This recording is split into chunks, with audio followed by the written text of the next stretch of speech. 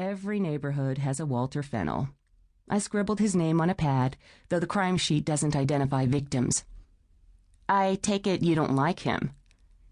Oh, Walter's okay. He's kind of cute sometimes, but he's an 80-year-old busybody with way too much time on his hands. He's Mr. Harp. H-A-R-P. We call him Harpy. I crinkled my nose at an image of the predatory bird.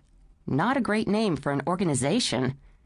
Well, they were thinking the musical instrument. That's their website logo. Community harmony and all that. Fennell headed our area board until a month ago. He still patrols the neighborhood daily looking for violators. One of whom may have lobbed the pumpkin and eggs?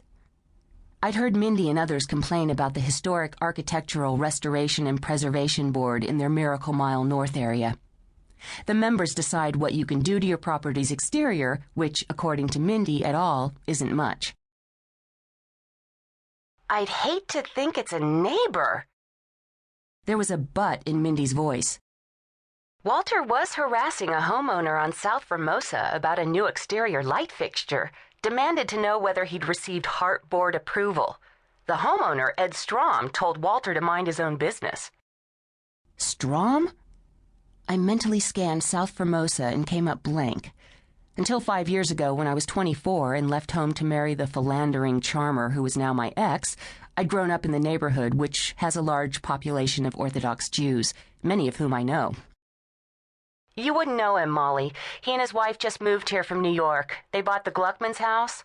Anyway, someone reported Strom to the board and the city fined him. He refused to take down the fixture and swore he wouldn't pay the fine. Wednesday, somebody ripped the fixture off the wall. Fennell. Fennell swears he doesn't know anything about it. I assume the police questioned Strom? He and his wife were with friends Friday night. He could have paid someone to do it, I said, pointing out the obvious. It's one of my failings. He could have, but a lot of the area homeowners are angry at HARP, Molly. They sympathize with Strom. Of course, Walter has his allies. Mindy sighed. I'm all for preserving the neighborhood's character, but some HARP rulings are egregious, not to mention expensive. I don't think people realized how intrusive and controlling HARP could be, and it's all because of that damn house. The dungeon, I knew, had prompted area homeowners, anxious to prevent the construction of similarly oversized structures, to request HARP status. As my grandmother Bubby G says, you have to be careful what you ask for. What's the makeup of the board? I drained the last of my coffee, and with the cordless phone at my ear, padded barefoot to the kitchen for a refill. 5 people, all appointed, so there's no neighborhood input. There's going to be an opening soon.